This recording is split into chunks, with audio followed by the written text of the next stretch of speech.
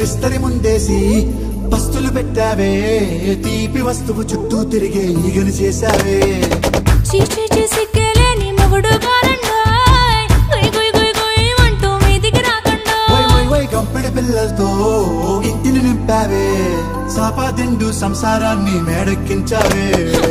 ఇరుగు పొరుగు ముందు సరసాలు కెట్టి పడుకోరే కుక్కలాగా మీ వాళ్ళు ఏం చేస్తాం ఎక్కేస్తాం మిట్టాగే డాబాలు